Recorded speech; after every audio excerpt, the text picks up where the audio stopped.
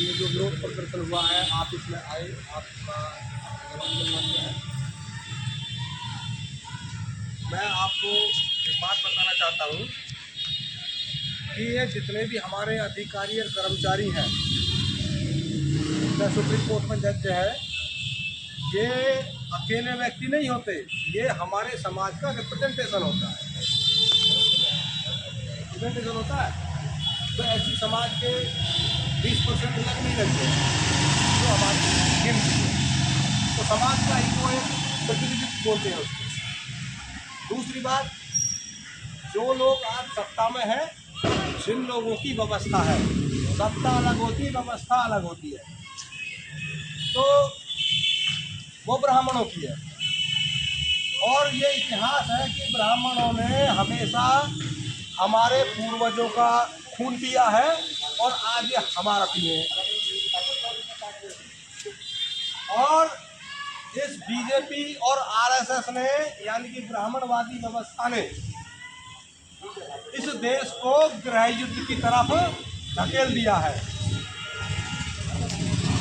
जो भी आरएसएस के जो चेले चपाटे हैं, वो हमारे एससी बीसी समाज को गालियां दे रहे हैं, यादव ने गाली दे रहे हैं, उनके खिलाफ फतवा निकाल रहे हैं, एससीओ को दे रहे हैं, जाटों को दे रहे हैं, गुजरों को भी दे रहे हैं पूरा, और अपनी माइनॉरिटी को मतलब पूरा प्रताड़ित कर रहे हैं।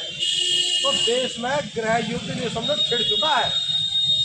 अब इस गृह युद्ध में हमें विजय प्राप्त करनी है या हमें बलि का बकरा बनना है, ये आपको या आप लोगों पर डिपेंड करता है। और मैं तो ये चाहूँगा कि यदि हमें अगर कोई चीज़ बचा सकती है तो वो है हमारी एकता। ये नहीं है कि उनके ऊपर अत्याचार हो रहा था, मुझे मतलब नहीं है। हमारी एकता ही, और बाबा साहब ने कहा है कि बिलीव इन योर स्ट्रेंथ, कि अपनी एकता पर ही आपको गर्व करना है, उसी पर आपको विश्वास करना है, क्योंकि अकेले व्यक्ति कोई ताकतवर नहीं होता।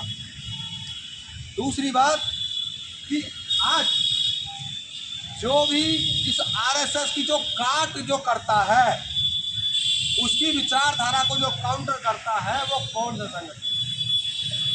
और वो तो ब्राह्मणों का संगठन हो गया। हम एससी एसटी ओबीसी लोगों का संगठन कौन सा है, क्या हमें पता है?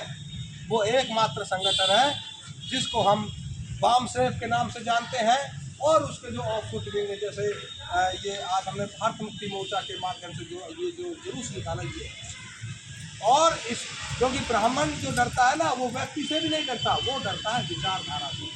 और जो लोग खुलकर बोलते हैं, उनको विचार को काटते हैं, उनसे उनको डर लगता है। और समाज को क्या चाहिए?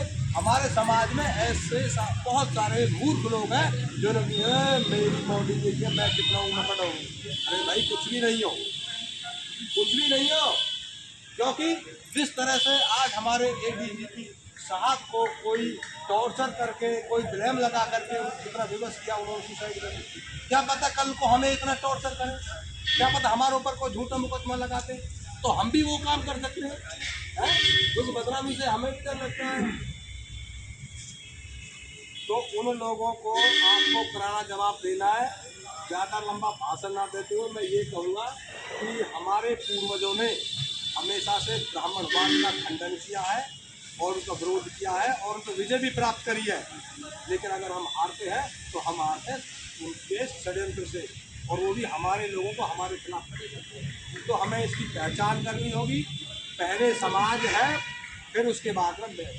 अगर मेरा समाज ही अगर दुखी है या मेरा समाज अगर ख़त्म हो रहा है तो फिर मैं क्या हूँ? मतलब कुछ भी नहीं।